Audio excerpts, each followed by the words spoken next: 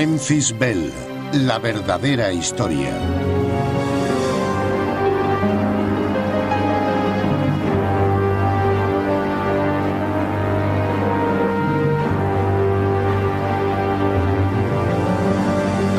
Entre 1942 y 1945, Estados Unidos reunió la mayor fuerza aérea de su historia en 120 aeródromos de Gran Bretaña, el octavo ejército aéreo. Su objetivo, desmantelar la estructura militar e industrial alemana con bombardeos diurnos. Más de 50.000 norteamericanos perdieron la vida en el proceso.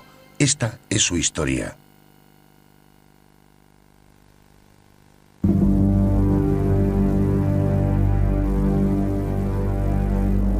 Los B-17 de la octava Fuerza Aérea de Estados Unidos sobrevuelan la Europa ocupada hacia su objetivo. El intenso frío de la estratosfera convierte la humedad de los escapes en rastros gélidos. Bellos en pantalla, para las tripulaciones eran signos que delataban a las formaciones de bombarderos. Planes 9 o'clock coming around. Keep your eye on the board. Coming around at 10. Watch them, Chuck. Keep your eyes open. Yeah. They're breaking at 11. Breaking at 11. I got them. I got those 2 at 2 o'clock. I got my sights on them. Check that B-17, Chuck. 3 o'clock. Motor smoking. B-17 out of... Un B-17 cae a tierra en Barrena con 10 hombres en su interior. A pesar de las pérdidas, estos jóvenes que estaban a 5.000 kilómetros de sus hogares siguieron volando en estas peligrosas misiones a plena luz del día sobre terreno enemigo. Antes de la existencia de la octava, Norteamérica no había tenido una fuerza de bombarderos de largo alcance. Nunca la había necesitado. Esto fue un experimento a gran escala. Comenzó el 17 de agosto de 1942 en la base de Grafton Underwood, Inglaterra, campo 106 de las Fuerzas Aéreas Norteamericanas. Su arma principal era la fortaleza volante que tomó su nombre del importante número de armas que llevaba. Pero la pregunta clave era, ¿podría sobrevivir al combate a plena luz del día contra los curtidos pilotos de los cazas alemanes? Estos hombres van a ser los primeros en comprobar que el avión puede volar de día y sobrevivir al fuego antiaéreo y al ataque de los cazas. El general Ira Iker, creador y comandante de esta nueva fuerza de ataque, se dirige a sus hombres. We've been doing a great deal of very hard work. And I know how eager everybody's been to get on an actual operation. It's here. We're going to work.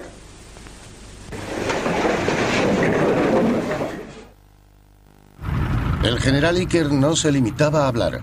Voló en esa histórica primera misión en el avión 23, el Yankee Doodle.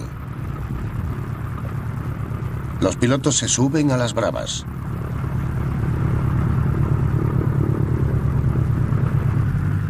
El resto de la tripulación entra por la puerta convencional. Los artilleros de la zona central hacen todo el vuelo en puestos abiertos. En este tranquilo día de agosto, esta histórica fuerza de bombarderos se dispone a lanzar una ofensiva que se prolongará sin descanso los próximos 1000 días.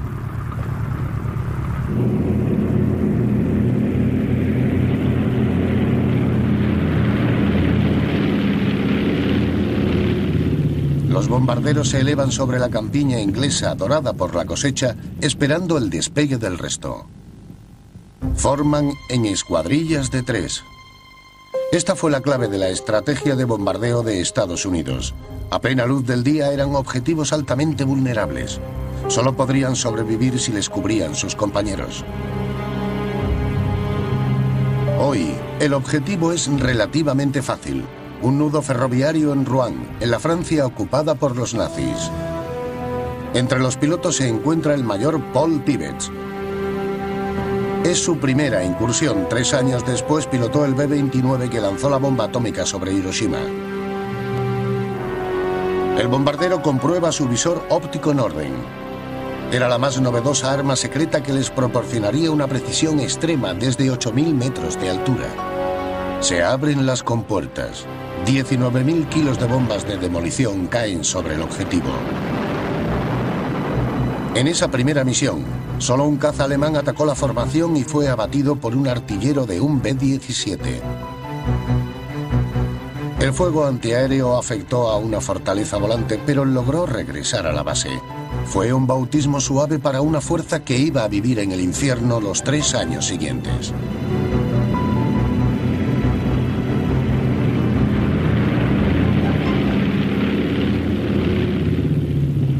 Para alivio de su superior, el general Spaatz, el general Iker regresó sano y salvo. Pero el general sabía demasiado bien la misión a la que se enfrentaban. Today is the first time the American heavy bombers have been in action in this theater, manned by American crews and American squadrons. General Iker, commanding the Bomber Command, led this flight, and he may like to say a few words. Yes, our target was a marshalling yard and a roundhouse for the repair of locomotives. A very large one and a very important one to the German effort. Y para el programa de noticias de Estados Unidos, el informe cuidadosamente censurado de una tripulación. Yes, we got pretty good burst in our left wing, and looks like some shrapnel in our tail surface. Nobody in the crew? Horizontal tail. No, no one was injured. Nobody hit. Well, as near as you could tell, did all the boys get into the target? Practically all the bombs hit somewhere on the target, and the main bunch of them hit right where they were supposed to. Solo fue el comienzo. Pero el desarrollo fue rápido e implacable. No hay que olvidar que todos los aviones, pilotos, bombas, tuercas y tornillos y piezas de repuesto venían del otro lado del Atlántico. Fue una operación increíble sin precedentes en la historia. A partir de enero de 1943, la octava Fuerza Aérea empezó a abordar su objetivo real: desmantelar la poderosa maquinaria bélica alemana. Era un objetivo difícil, quizá imposible. Significaba adentrarse en territorio enemigo, atacar objetivos vitales como fábricas de aviones, refinerías de petróleo y plantas de rodamientos como la de Schweinfurt, atacada ya en la famosa incursión de agosto de 1943. Los nombres de estos objetivos se convirtieron en epitafios de los miles de jóvenes americanos que perdieron la vida en bombarderos a plena luz del día y sin escolta. Los cazadores eran Messerschmitt Me-109G, armados con cañones de 20 milímetros. Veloces y diestramente pilotados, los cazas saltaron sobre los rezagados. Sus cañones humillaron fácilmente a las ametralladoras de los B-17. En 1943, los cazas alemanes destruían más del 10% de los bombarderos en ataques a plena luz del día. A pesar de su resistencia, los B-17 eran abatidos por el mortal fuego de artillería.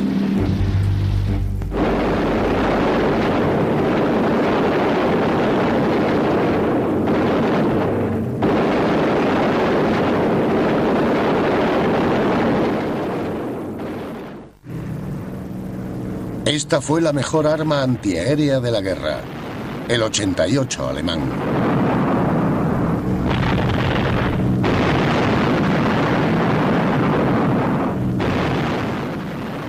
Podía lanzar proyectiles a 8 kilómetros directos hacia las densas formaciones de bombarderos. Se convirtió en una máquina de matar. A pesar del fuego antiaéreo y los cazas, los americanos continuaron bombardeando de día en lo que se convirtió en casi una obsesión, gracias solo al valor de los hombres que subían a sus aviones día tras día para volver a la despiadada batalla.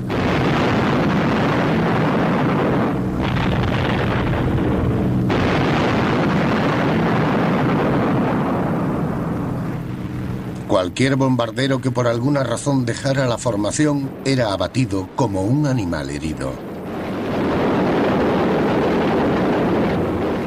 Se abre solo un paracaídas. Eso significa que aún quedan 9 hombres en la fortaleza. Los cazas alemanes actúan en parejas. Eso significa que atacan ambos flancos del bombardero. Los artilleros de la fortaleza intentan desesperadamente batir al enemigo con sus armas. Pero los cazas alemanes atacan desde atrás. Silencian al artillero de cola y después se acercan para abatir el avión.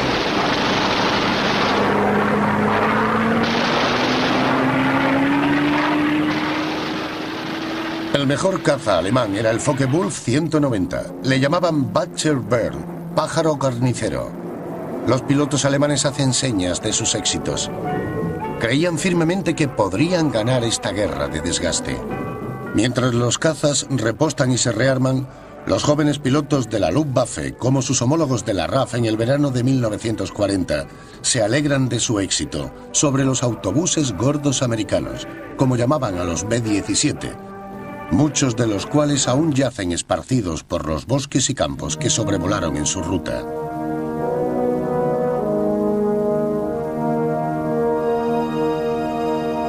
Los pilotos de los cazas alemanes solían comprobar sus logros antes de que los recogieran y los llevaran a uno de los grandes desguaces de bombarderos enemigos estrellados.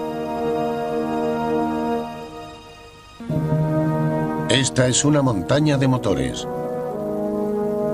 Cerca, restos de fuselajes y alas principalmente americanos.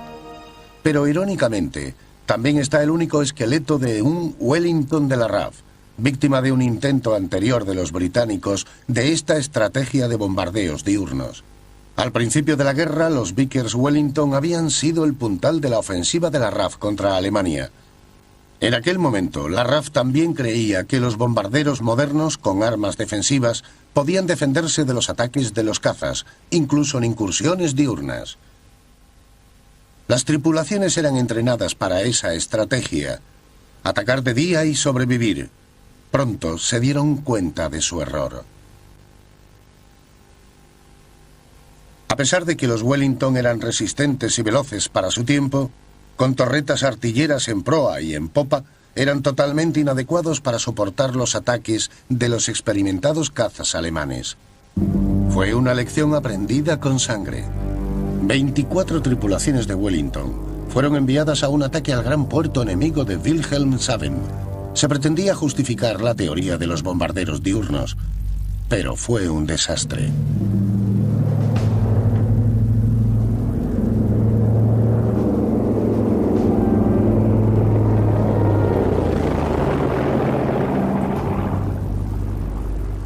Los bombarderos fueron detectados inmediatamente por radar y despegaron los cazas. Messerschmitt 109 pilotados por jóvenes curtidos que habían participado en la derrota de Polonia.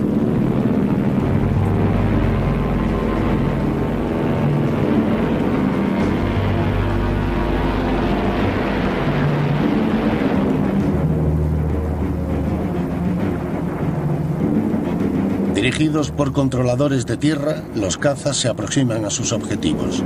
Establecen contacto visual y se acercan a los bombarderos de la RAF para atacarles por los flancos, fuera del alcance de las torretas de proa y popa. De los 24 Wellington, más de la mitad resultaron gravemente dañados o destruidos. Fue el final de los bombardeos diurnos. A partir de ese momento, la RAF bombardeó de noche, como habían hecho los alemanes tras sus grandes pérdidas en incursiones diurnas en la batalla de Inglaterra. A principios de 1943, 4 pesos pesados de la RAF, de los cuales el mejor era el Avro Lancaster, asumieron la implacable ofensiva contra Alemania. Volaron de noche. Noche tras noche, cientos de Lancaster, Stirling y Halifax despegaban con destino a una Europa a oscuras.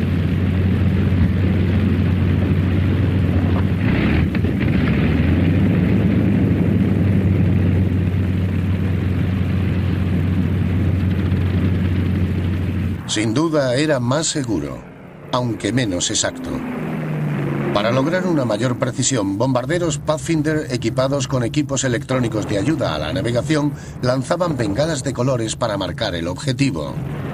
Pero siempre se aceptó que con esa filosofía de bombardeo de zona habría muchas más víctimas civiles, daños colaterales, como se dice hoy. Muchos objetivos nocturnos de la RAF podían haber sido atacados por la 8ª Fuerza durante el día, convirtiéndose en un bombardeo de 24 horas. La destrucción era generalizada y total. Fue la despiadada filosofía de la guerra del siglo XX, la guerra total. La tasa de bajas en los bombardeos nocturnos era mucho menor que en los diurnos, pero a pesar de todo, la octava Fuerza Aérea decidió continuar con sus operaciones a plena luz, con la petición de formaciones aún más tensas. Fueron concebidas por el coronel Curtis LeMay, llamado por sus hombres culo de acero, y estaban diseñadas para abatir a los cazas alemanes con fuego concentrado. Pero estos no se dejaron intimidar. En el verano de 1943 causaron grandes pérdidas a las nuevas formaciones más densas. Durante una semana de julio, la octava fuerza perdió 100 bombarderos, 90 tripulaciones completas. Ninguna fuerza de bombarderos del mundo podía soportar tantas bajas. Muchos aviones caían a tierra por impactos en el motor. Otros regresaban con hombres muertos y heridos. La probabilidad de completar 25 misiones sin bajas parecía cada vez más remota en el invierno de 1943. La moral de la tripulación estaba por los suelos. La poderosa octava estaba perdiendo la batalla. La idea de bombardeos de precisión diurnos a las que se habían entregado Spaatz y Iker pendía de un hilo. Era una crisis. Las tripulaciones no estaban entrenadas ni tenían experiencia.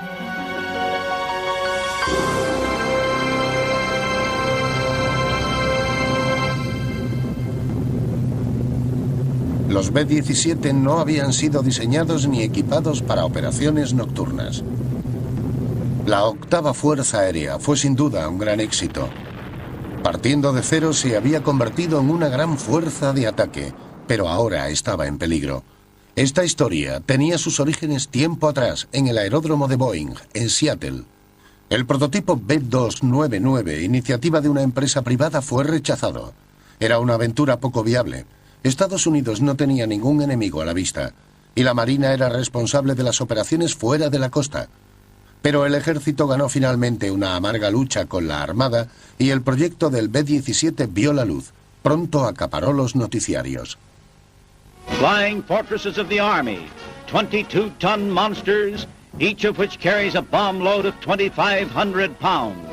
Each is driven by 5,000 horsepower and has a radius of 3,500 miles. Formidable figures expressing power in a glowing sky. Cuando el jefe del Estado Mayor de la Defensa, el general Marshall, presenció las maniobras del verano de 1941, fue testigo de una encomiable fuerza mecanizada en acción, muy influida por el concepto de la guerra relámpago alemana de 1940. Unidades blindadas y artillería con fuerte apoyo aéreo. Pero hasta ese momento, el Ejército del Aire había sido solo una fuerza de bombardeo táctico y reconocimiento, con estrecha cooperación entre aviación, blindados y artillería en tierra. Aunque los bombarderos A-24 de la Douglas no tenían la abrumadora potencia de los Stukas alemanes que habían atacado Polonia y Francia en 1940. De hecho, el A-24 estuvo poco tiempo en servicio, a diferencia de este vehículo de uso general o jeep que se vio por todas partes.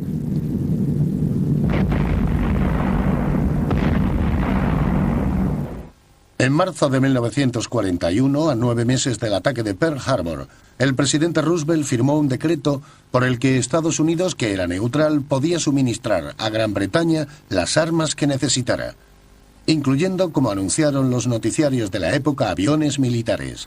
More bombers for Britain. With the President's plea spurring the aviation industry, the Lockheed plant goes all out in production of Hudson bombers for the RAF. Wings the British Lion wants and is getting special delivery.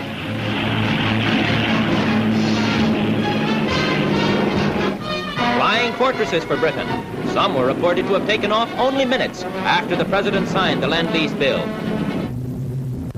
Esta historia no se ha contado nunca. La RAF recibió los primeros 20 B-17 y los probó en combate sobre Europa, pero los encontró deficientes. Volando a 9.000 metros, en el húmedo aire europeo en vez de por los secos cielos de Arizona, todo se congeló. Armas, cuadros de control e instrumentos vitales. Si volaban más bajo, estos primeros B-17, sin artilleros de cola, eran presa fácil para los cazas alemanes. Boeing se puso a trabajar para desarrollar el diseño y mejorar su capacidad de combate. Mientras, la Douglas había producido el prototipo del rival B-19, llamado el superbombardero.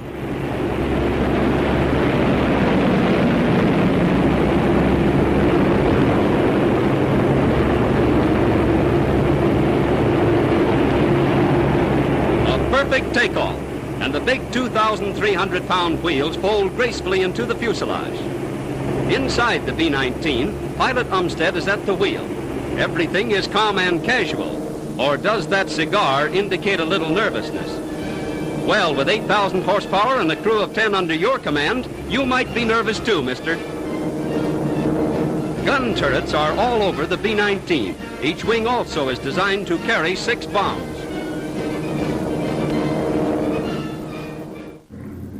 Ahora estaba claro que Estados Unidos necesitaría una gran fuerza de bombarderos de largo alcance, pero no lo estaba tanto qué avión sería el ganador. La historia nos dice que el B-19 no llegó a fabricarse. Quizá el manejo del avión iba en contra de la Douglas. Este es un aterrizaje para recordar. Lo cierto es que el B-19 fue rechazado. A finales del verano de 1941, cuando Estados Unidos se había visto obligado a mirar hacia ambos lados, al este por la guerra en Europa y al oeste por un Japón cada vez más belicoso, una agrupación de B-17 cruzaba el Pacífico hacia el aeródromo de Hickam, en Hawái.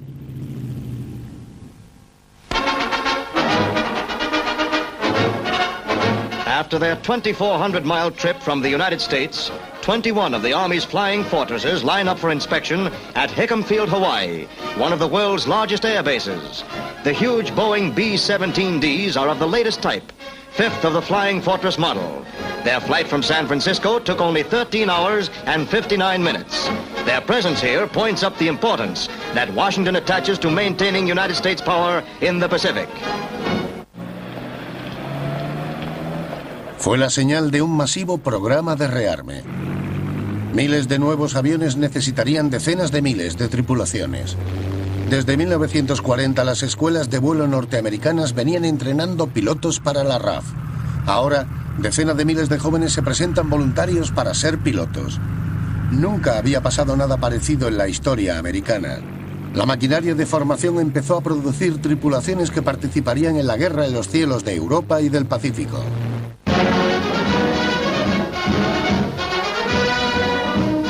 Flying cadets of Uncle Sam's Air Force. From a nationwide network of civilian aviation schools supervised by the Army, they come to Randolph Field. After 10 weeks of primary training, they are ready for the West Point of the air.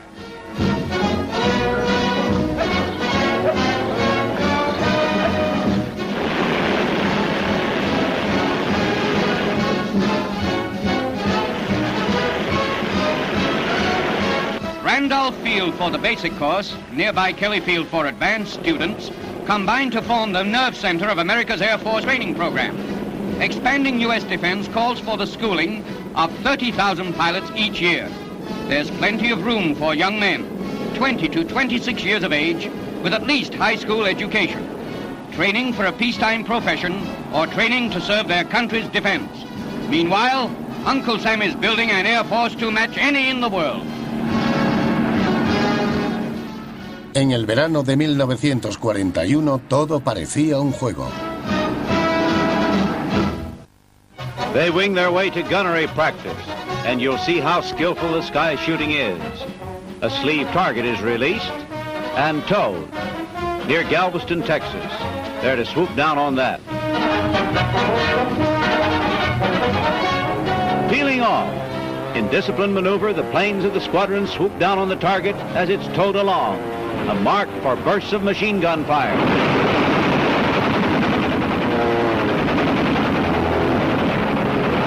Like long experienced veterans of the Army Air Corps, yet they're Tensas National Guard aviators in training. They've learned the acrobatic art of air battle, how to shoot down a hostile warplane. En diciembre de 1941, lo que parecía un juego se convirtió en dura realidad. The bombing of Honolulu as the Japanese in their stroke of treachery attacked the city. This is the Waikiki residential section, famed for beauty in the paradise of the Pacific. Vandal havoc wrought by the Japanese bombers. At the upper part of the screen, there you can see them. The people are bewildered by the blow without warning. Water main burst by bombs. These pictures give the city aspect of the sudden sky assault. The military phase, the damage at Pearl Harbor, cannot be shown, according to the principle of not revealing information that might be useful to the enemy.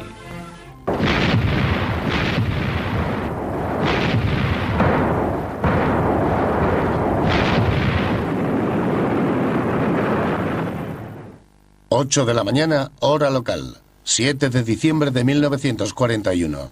Estas son las escenas hoy familiares que fueron ocultadas a los noticiarios. 3.000 soldados y civiles muertos. 4 grandes acorazados hundidos. 4 más seriamente dañados. Otros 10 barcos importantes perdidos. La mayoría de los B-17 que llegaron a Hickam estaban entre los 350 aviones americanos destruidos ese día.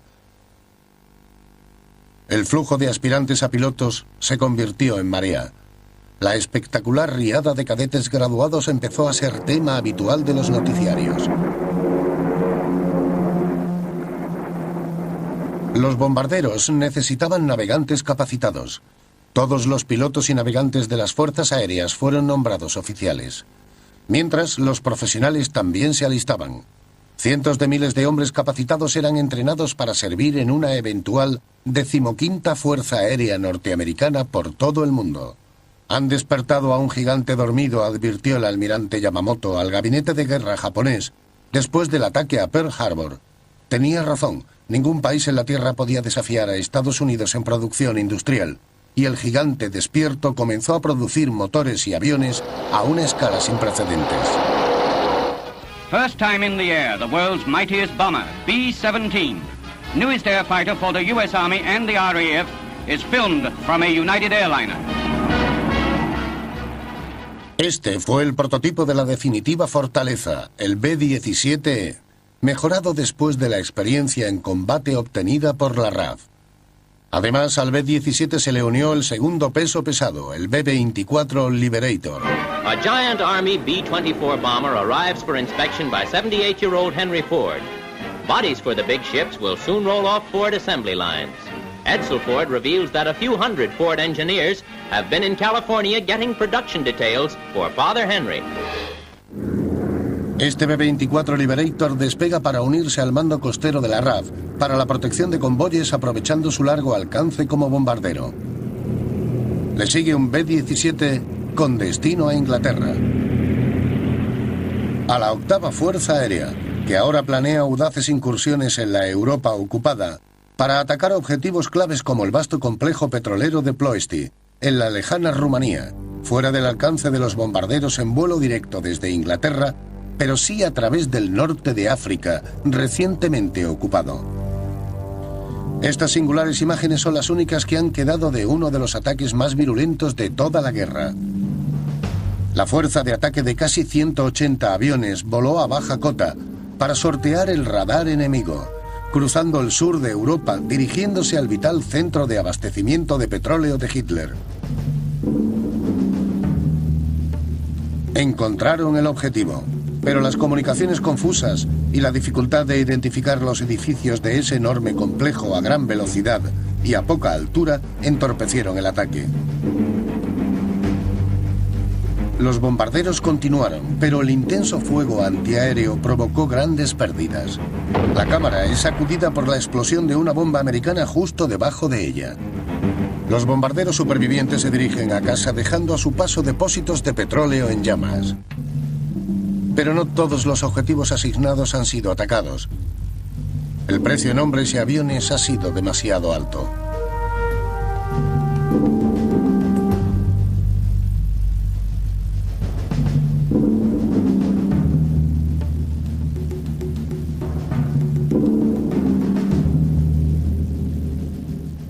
Películas alemanas registran los daños.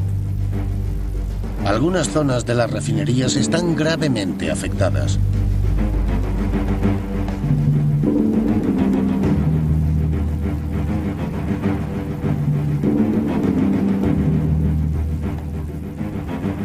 Pero habrá que volver a atacar.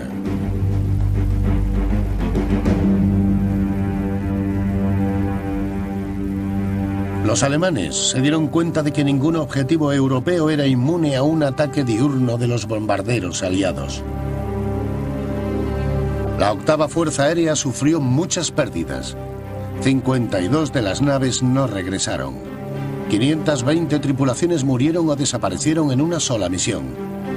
Incluso muchos de los bombarderos restantes que sobrevolaban el mar Jónico con destino a sus bases presentaban daños irreparables. Todos cuidaban sus motores para sacarle el máximo alcance a esos aparatos.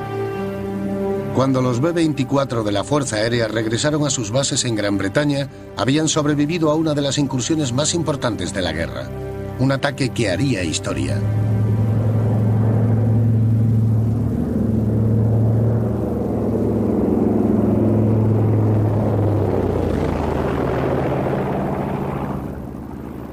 Pero fue un momento agridulce.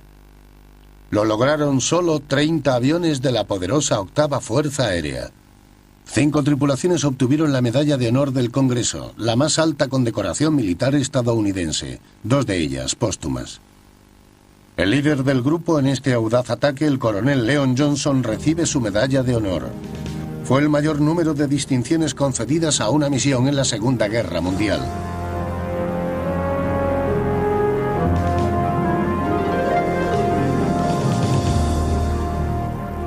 Cada avión que sobrevivió al ataque llevaba el símbolo con orgullo. Este bombardero Boomerang hizo honor a su nombre, siempre regresó. La tripulación tenía mucho que celebrar. Se habían convertido en miembros de lo que se llamó el Club de los Bastardos con Suerte, tripulaciones que habían completado 25 misiones. La tripulación del Boomerang celebró su buena suerte con una tarta especial. Un breve discurso agradecido al equipo de tierra y a cuantos ayudaron a mantener el avión en funcionamiento, de los que depende la vida de toda la tripulación. Los Bastardos con Suerte hacían honor a su nombre. Habían salido indemnes de 25 misiones en el invierno de 1943. Y como el Memphis Belle antes que él, la recompensa es el regreso de los héroes a los pacíficos cielos de América. No más fuego antiaéreo, no más bombas. Los 4 motores arrancan y los veteranos entran en la pista de Hardwick para su misión final.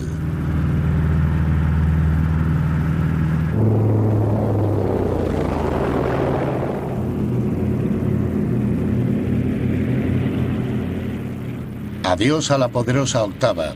Siguiente parada, Norteamérica. Para el resto de las tripulaciones seguía la rutina. Estos bombarderos estaban siendo preparados para otro ataque. Esfuerzo máximo era la orden mientras tripulaciones y aviones, todos con fatiga de guerra, eran enviados contra lejanos objetivos alemanes.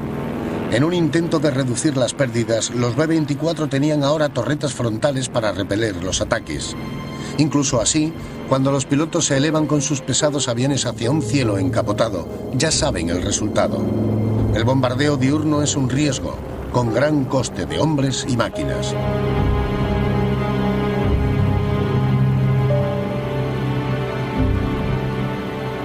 Durante un segundo ataque a la planta de rodamientos de Schweinfurt, las pérdidas fueron tan altas que se suspendieron todas las operaciones para reorganizar los grupos.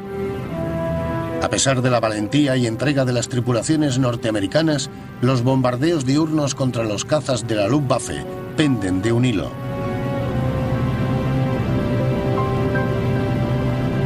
Los artilleros preparan sus ametralladoras.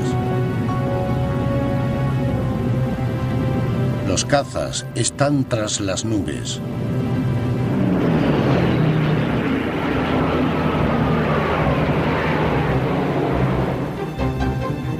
En su interminable aproximación al objetivo, los aviones tienen que volar a la misma altura y alineados, mientras los bombarderos abren las compuertas de las bombas.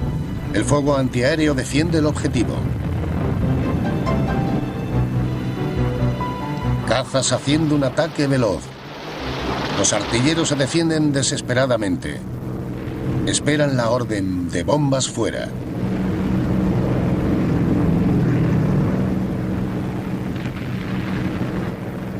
Mientras el líder de la formación suelta las bombas y las bengalas de señalización sobre el objetivo, todas las formaciones le siguen para asegurar una máxima concentración de bombas.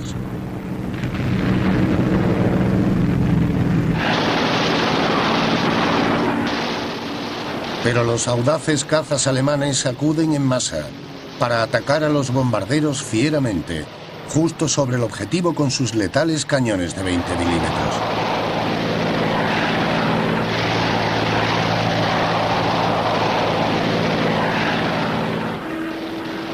Los cazas vuelan cerca para intentar romper las formaciones.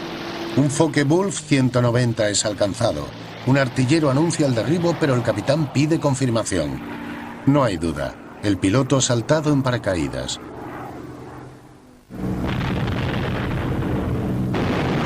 Al fin, la formación regresa a la seguridad de su base en Inglaterra.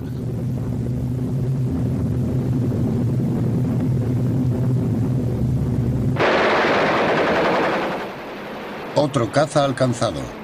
Hace un arco a través de la formación. Mientras cae un B-24. Un B-17 vuelve tocado a casa.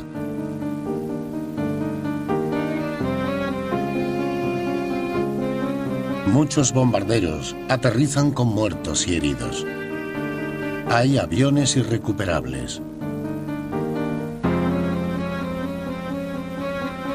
Las tripulaciones abren paso en el fuselaje para permitir que los médicos atiendan a los hombres atrapados en su interior. Un B-24 hace un aterrizaje de emergencia y se sale de la pista. El piloto agradece la resistencia del Liberator. Queda claro que tales pérdidas son insostenibles. Solo hay dos opciones: o reducir drásticamente la escala de las operaciones, o abandonar las incursiones diurnas y unirse a la RAF en sus ofensivas nocturnas.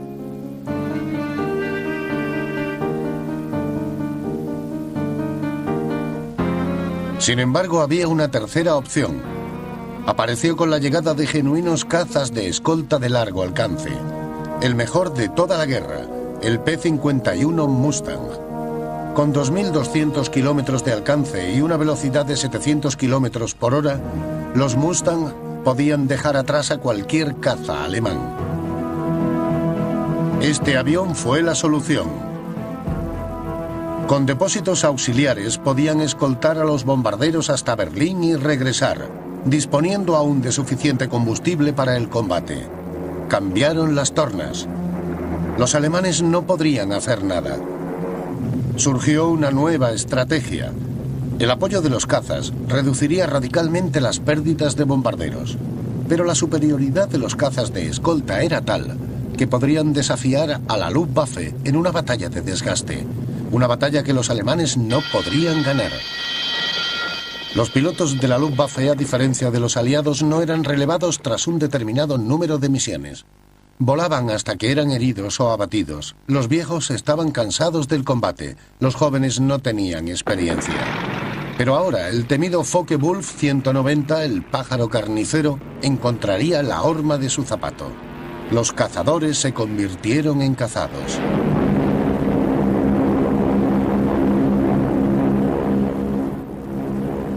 Los pilotos de la octava Fuerza Aérea, que volaban sobre las formaciones de bombarderos, esperaban a los atacantes alemanes tras el amanecer. Superado en potencia de fuego, el caza alemán fue arrastrado una y otra vez a una de las batallas aéreas más duras jamás libradas.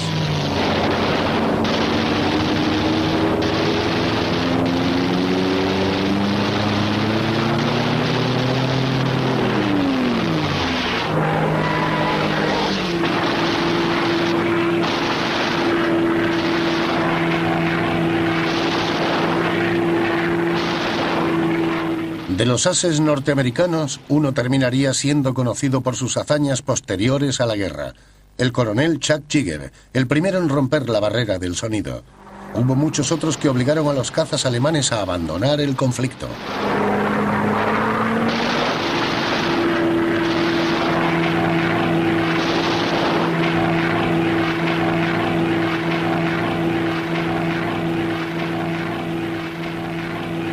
Ni en tierra ni a 9.000 metros de altura había escapatoria.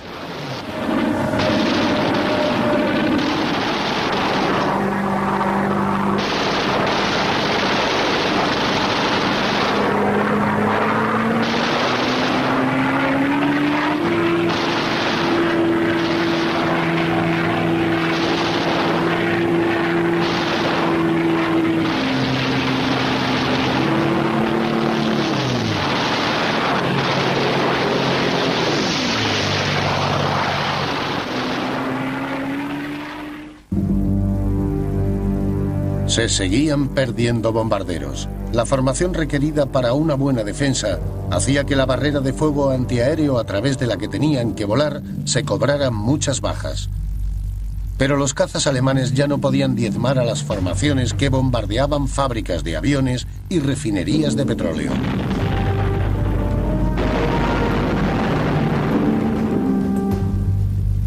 A mediados de 1944, cualquier planta que suministrara a las fuerzas aéreas alemanas era un objetivo. Las fábricas de motores y fuselajes fueron bombardeadas hasta su destrucción. Fueron alcanzadas las vitales plantas de petróleo sintético que producían el combustible para los aviones. Los bombarderos arrasaron Ploesti, acabando el ataque iniciado en 1943. Los alemanes incrementaron la producción de cazas en 1944 mediante una brillante estrategia de dispersión. Pero disponían de poco combustible para volar con ellos o entrenar a nuevos pilotos. Los alemanes aún guardaban algunas notables sorpresas en su arsenal. Die ewige Forderung des Krieges und der Fliegerei. Schneller, höher, stärker. Una era el Messerschmitt 163 Comet. Subía hasta los 9.000 metros a 1.000 kilómetros por hora y después, agotado el combustible del motor cohete, daba la vuelta y caía en picado sobre la flota de bombarderos.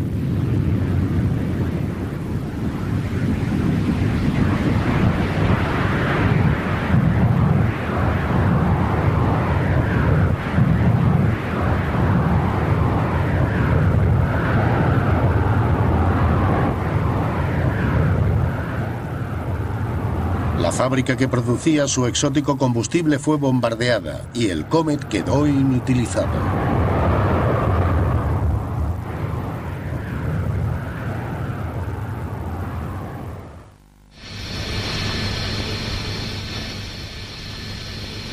El ME-262 también era una máquina formidable.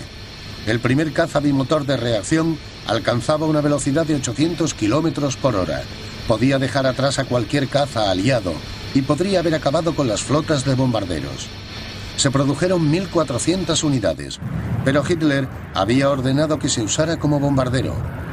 A finales de 1944, cuando dio marcha atrás, ya fue demasiado tarde.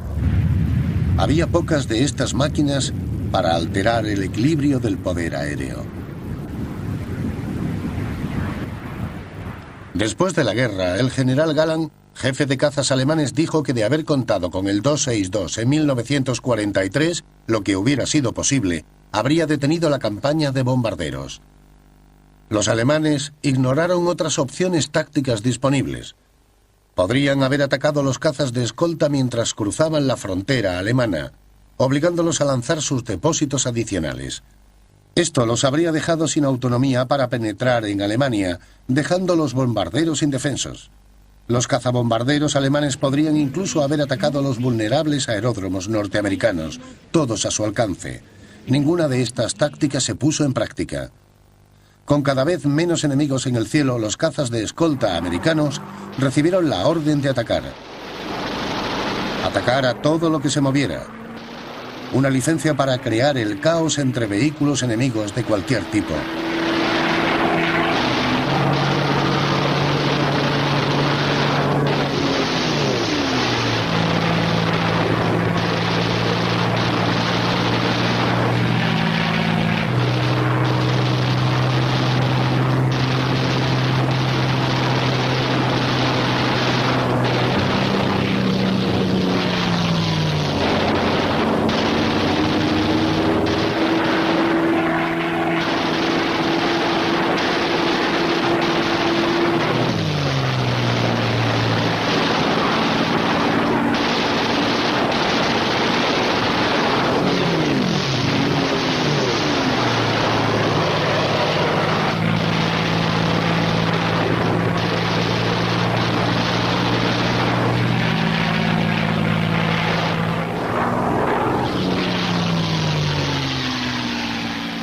A medida que se acercaba el día D, la octava se convirtió en una importante fuerza de apoyo táctico. Atacaron concentraciones de tropas, almacenes de intendencia, fortificaciones en la costa norte de Francia. Todo para preparar la operación Overlord día D, 6 de junio de 1944. La liberación de la Europa ocupada. El mayor asalto combinado de toda la historia militar. Los bombarderos medios Mitchell de la Fuerza Aerotáctica atacaron con escasa oposición de los cazas, gracias a la gran ofensiva diurna de la octava fuerza contra la infraestructura enemiga. Los resultados de los combates terrestres dependían de la superioridad aérea que lograron los aliados. Las unidades blindadas alemanas fueron destruidas desde el aire, y en febrero de 1945 los aliados llegaban al Rin. Los bombarderos de la octava lanzaron suministros a los paracaidistas que aguantaban el intenso fuego de las defensas alemanas. La enorme fuerza de tropas aerotransportadas en planeadores fue remolcada directamente desde sus bases. Un momento simbólico. Un solitario B-24 de la octava fuerza cruza el Rin, sin oposición. Seguido por otros, atacan objetivos alemanes hasta el final de la guerra. Un grupo de bombarderos aliados despega después de su misión final sobre el continente.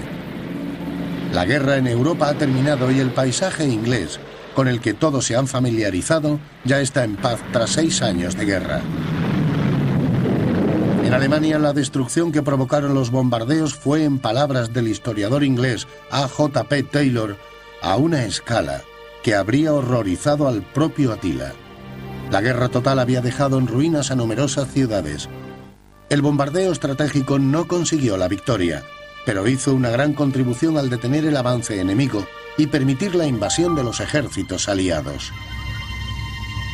Cuando la octava Fuerza Aérea se retiró en julio de 1945, había participado en 11.000 misiones. Era una importante fuerza aérea de más de 4.000 bombarderos pesados, por no mencionar sus cazas. Había logrado el objetivo de desmantelar la maquinaria bélica alemana. Pero el precio había sido enorme. 5.500 bombarderos destruidos, más de 55.000 jóvenes habían perdido la vida. El 6 de agosto de 1945 se lanzó la bomba atómica sobre Hiroshima, desde un B-29 pilotado por el coronel Tibet, que había volado en la primera incursión de la octava Fuerza Aérea, el principio y el fin de los bombardeos norteamericanos en la Segunda Guerra Mundial.